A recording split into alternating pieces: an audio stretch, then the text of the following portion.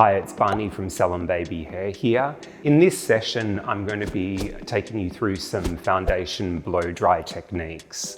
The reason that I chose to focus on foundation was because I think sometimes we forget what we do, and it's important to come back and remember why we do what we do to achieve a styling outcome. So I'll be focusing on sectioning and on my bases and building a silhouette in a shorter hair shape to show the differences in each of those techniques as I go through. Today we're going to be doing this peekaboo blow dry look, just a bit of vintage shape, all created with foundation blow dry.